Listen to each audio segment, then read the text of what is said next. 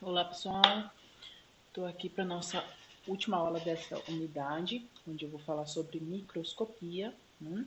Mas lembrando que aqui eu faço um apanhado, então eu apresento os conceitos mais básicos e gerais, né? E que realmente a fixação desse conteúdo vai se dar com a leitura dos materiais que são recomendados, né? Que são indicados para vocês lá no cronograma de estudos, tá bom? Então eu peço que vocês façam essas leituras, estudem, sempre que possível elaborem resumos, né, para ajudar nessa compreensão e assim eu tenho certeza que vocês vão tirar melhor proveito, né, dessa disciplina. Bom, então, para falar um pouco de microscopia, né, por que foi tão difícil, né, como a gente viu na aula passada, por que foi tão difícil convencer os médicos e cientistas da existência dos micro-organismos, né? Por que foi tão difícil convencer de que existia, né, essa possibilidade de transmissão de doenças pelo contato e logo então a importância, né, da asepsia, né, nos procedimentos, né? E aí eu gosto muito dessa figurinha porque eu acho que representa muito isso, né? Os cientistas falando, eu só acredito vendo. E na hora que vê, ela fala, não acredito, que é isso, né? Então é muito isso. Então foi muito difícil realmente de formar, né, essa ideia de é, solidificar esse conhecimento e que fosse realmente disseminado, né, entre todos os médicos, cientistas, né, e pessoal que trabalha, né, trabalhava nessa área de microbiologia, né, que na época nem sequer esse nome tinha, né, foi daí que surgiu esse campo da microbiologia, né. Então a microscopia foi essencial para isso, né. Para vocês terem uma ideia, isso daqui, essa imagem, né? Parece um pudim, mas é a ponta de um alfinete. É a ponta de um alfinete e esses pontos amarelos, esses bastonetezinhos, né? Amarelos são bactérias, né? Em formato de bastão que estão aqui na ponta desse alfinete. Então pensa a quantidade de bactérias que tem aqui e saber que algumas infecções podem ter início com 10 bactérias entrando na nossa circulação, entrando em contato com o nosso corpo. Né? Veja aí, então essa importância de realmente conseguir se constatar a existência desse micro. Né? É o ver e acreditar naquilo que você está vendo e entender a relação daquilo que você está vendo com o que já foi, enfim, observado anteriormente. Né? Aqui, então, eu trouxe essa escala que mostra, né, então, algumas, para a gente ter uma ideia, né, das dimensões. Então, aqui está aquilo que o olho humano, né, consegue ver sem ajuda de nada, de microscópio, de nada, né? Daí, quando a gente vai vindo aqui, vai diminuindo as dimensões, a gente vai precisando de auxílios de microscópios, né? Temos o microscópio óptico, que é o mais simples, que eu vou mostrar um pouquinho mais nessa aula para vocês. Então, ali a gente já consegue ver algumas bactérias, cianobactérias, né? Depois temos o microscópio eletrônico de varredura, onde a gente já vai conseguir enxergar alguns vírus, até o ribossomo, né? Algumas proteínas também já vão poder ser observadas. E microscópio eletrônico de transmissão, que aí nem esse, né, chega a esse nível atômico, então a gente não consegue, né, realmente enxergar um átomo, né, mas a gente consegue se aproximar, a gente consegue ver dimensões realmente bem pequenininhas, né, bem diminutas, com a ajuda dos microscópios. Né? Então, né, retomando um pouquinho do que eu falei da aula passada, mas agora mostrando, né, Leeuwenhoek desenvolveu esse microscópio simples, que era essa base, né, uma base de metal, aonde ele colocava essa lente, que é uma lente de vidro, né, e aqui na pontinha desse alfinete aqui se fazia a colocação do espécime a ser observado. Né? Mas era tão difícil encaixar aqui realmente, né, o microorganismo a ser observado nessa pontinha aqui, que era mais fácil quando se fazia um microscópio desse, se conseguia colocar um espécime aqui a ser observado, para observar outro espécime era mais fácil fazer outro desse microscópio do que simplesmente tentar trocar, né, o microorganismo que fosse colocado aqui nessa pontinha. Né? Então, esse microscópio de uma lente. E aí vem Hooke, né? Hooke já traz o que vai se aproximar mais do nosso microscópio atual, né, que é o microscópio de duas lentes. Então tem uma que é objetiva e outra que é ocular, né, e é onde a gente consegue então ter maior facilidade de fazer troca aqui dessa espécie para ser observado. Né? Então tem um ponto onde o espécime a ser observado, né, vai ser preso em algum ponto para a gente conseguir olhar o que hoje seria equivalente às nossas lâminas, lamínulas, né, que eu vou mostrar um pouquinho mais para frente, que a gente usa nos nossos microscópios, né, hoje em dia. Mas é importante, né, saber que quando a gente fala de microscopia, não basta simplesmente aproximar o objeto. Né? É necessário ter uma boa resolução daquilo que vai ser observado. Né? Então, para entender, né, sobre resolução, eu preciso apresentar dois conceitos, né, para vocês. Então, o primeiro é o comprimento de onda. Então, vocês lá devem saber, né, da física básica, que a gente tem vários comprimentos de onda e que dentro desse comprimento de onda tem aquele espectro ali da luz visível, né, que vai ali do ultravioleta até o infravermelho, né?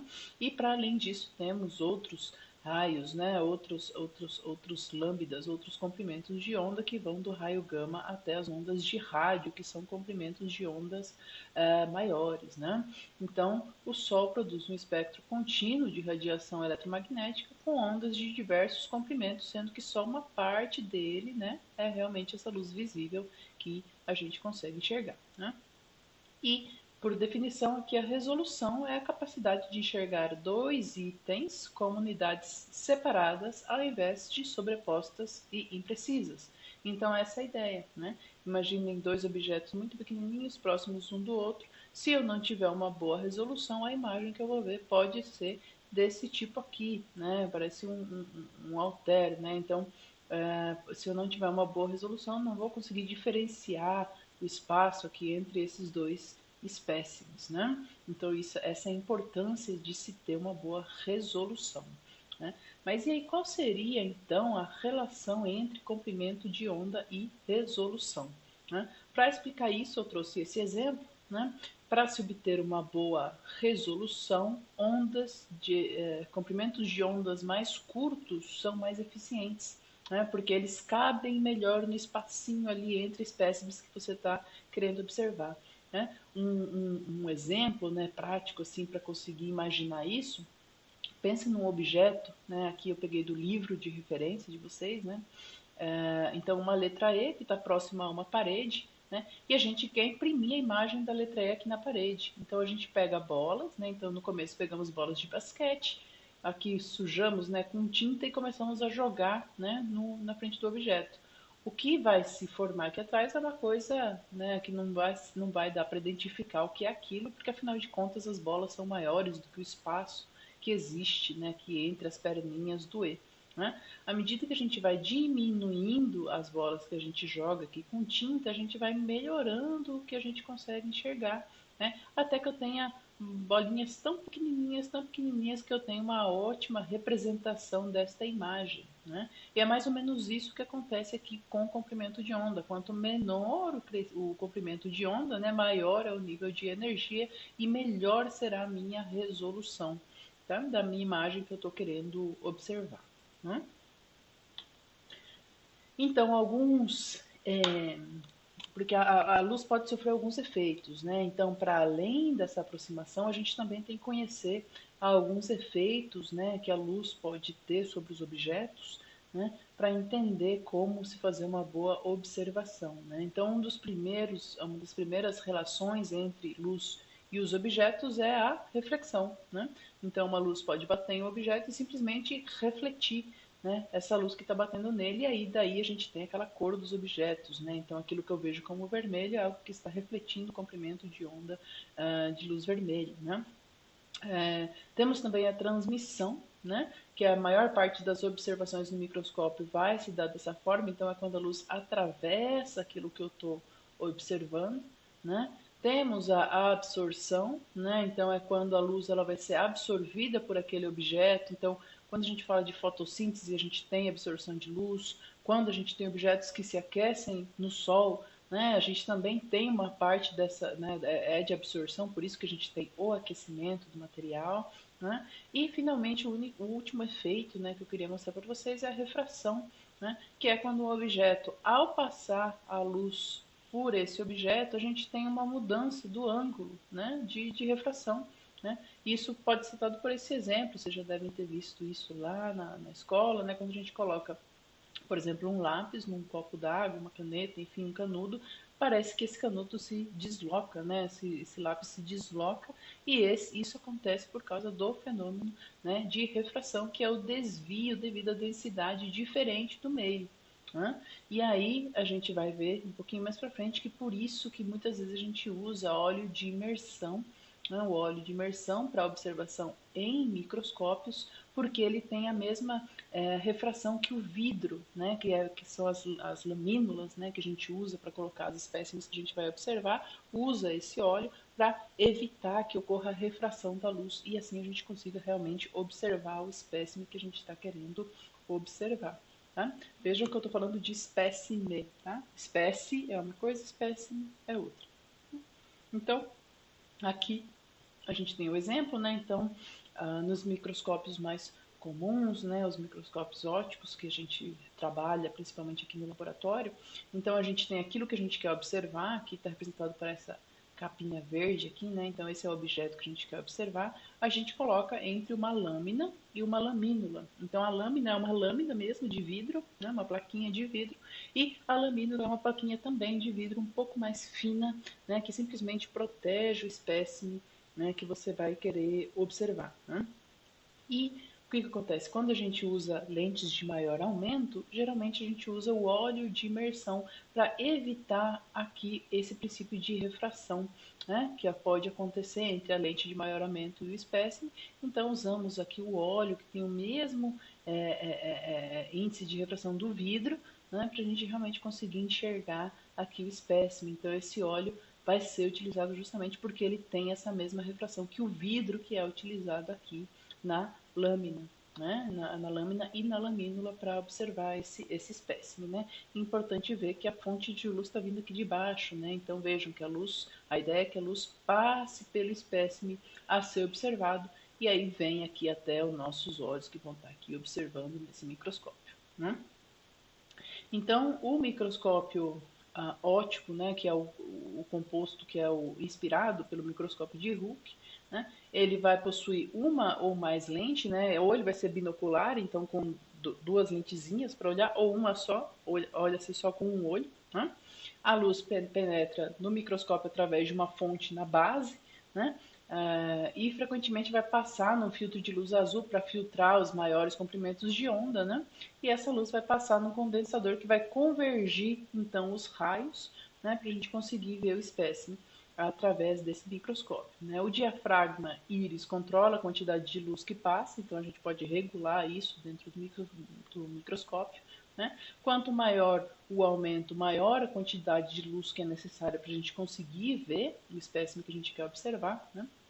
E a lente objetiva aumenta a imagem antes dessa passar pelo canhão até a lente ocular, que é aquela que fica mais próxima dos olhos. Né?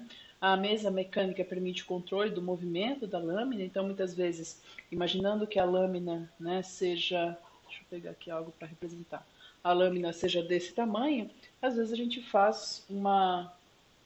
coloca o espécime em uma área desse tipo aqui, assim, né? Mas aí o que acontece, nossa, eu estou fazendo aqui, mas eu posso muito bem fazer aqui. Né? Então, se a gente está falando, por exemplo, de uma lâmina assim, se eu tenho o esfregaço aqui, né? Com a mesa mecânica eu consigo deslocar o meu microscópio, na verdade eu desloco a lâmina para conseguir realmente olhar em todos os pontos desse esfregaço que eu tenho na minha lâmina, né? Por isso é importante. Né? O ajuste, né, macrométrico é o grosseiro, o micrométrico é o ajuste mais fino, né, que vai aumentar ou diminuir a distância da lente objetiva do espécime que a gente quer estar observando. Então, esse é um exemplo, né, do microscópio. Então, a gente tem uma base onde tem essa reflexão, essa emissão de luz, né, para passar pelo espécime. O espécime ele fica aqui nessa mesa e é nessa mesa que a gente consegue fazer esse controle, né, da lamínula para realmente olhar o espécime. Temos a lente objetiva e a lente ótica ocular aqui em cima. né? Então passa aqui, essa luz passa pelo espécime, passa pelo canhão e vai para os nossos olhos, onde a gente consegue fazer essa observação, né? Os microscópios, então, a gente consegue ter um aumento ali de 30 até 1000 vezes, né, aquilo que a gente quer observar e consegue ver uma distância de até 110 nanômetros, né, de distância entre dois objetos, né? Para objetos menores ainda, né, a gente precisa de microscópios mais avançados. Então, por exemplo, a microscopia eletrônica, né, por exemplo, nos permite olhar dentro das células, né? Então, permite aí um aumento de até 500 vezes aquilo que a gente quer observar, né? Então, ao invés de a gente passar raios de luz, né, nesse caso usam-se feixes de elétrons que vão passar pela minha amostra, pela amostra que eu estou querendo, né, observar. Aqui exemplos, né, de imagem. Então, isso é o mesmo espécime, né? Uma imagem de microscópio óptico, uma imagem de microscopia eletrônica, para vocês verem como o nível de detalhamento, né, é maior com a microscopia eletrônica, né? E aqui eu trouxe alguns exemplos, está em inglês, mas eu acho que até fácil de entender, né? Então aqui a gente está falando de tamanho, né? Grupos de objetos, né? E como que dá para observar esses objetos, né? Então um átomo, na realidade não dá para ver, né? O Atomic Force Microscope seria a ideia de ter uma ideia desse tamanho de átomo, né? Mas ainda assim é muito difícil, né, de ser observado.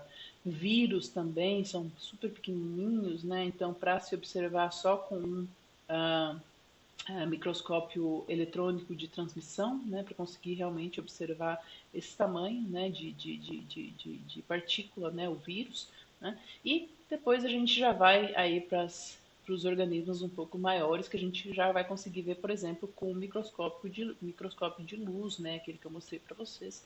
Já é possível observar fungos, algas, né, protozoários e bactérias. Já é possível observar com microscópios de luz, né?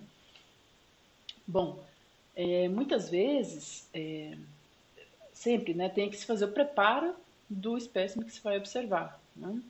Para fazer um contraste do pano de fundo, né? Porque se você pegar simplesmente e colocar um espécime que não tem uma coloração, que não tem um contraste, vai ser como se olhar um copo de vidro dentro de um recipiente de água, né? Você vai ver alguma diferenciação ali do meio, mas você não consegue realmente observar muito bem, né, aquele organismo.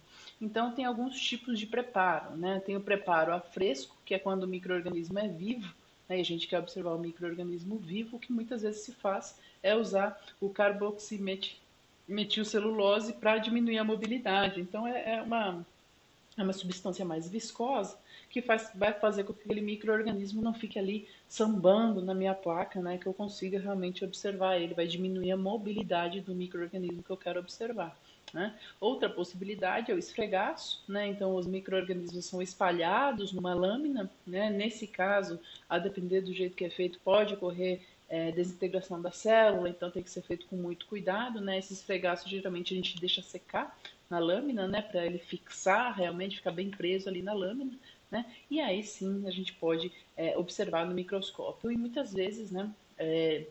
Para fazer essa observação, ainda é necessário colocar algum corante ali para diferenciar, né, aquele micro-organismo ali do fundo, né? E aí que corante utilizar depende da célula, né, que você vai utilizar, que você vai querer observar, né? Essa coloração, então, ela pode ser simples, né? Vai utilizar um único corante para revelar formato básico de uma célula ou arranjo de células, né? Um corante simples, ou um diferencial que pode, por exemplo, diferenciar uma célula de outra, né? Um exemplo muito conhecido é a coloração GRAM, né? Eu vou explicar um pouquinho mais para frente, que é o seguinte: a coloração GRAM vai diferenciar células bacterianas que são gram-positivas e gram-negativas. É só um jeito de diferenciar bactérias, né?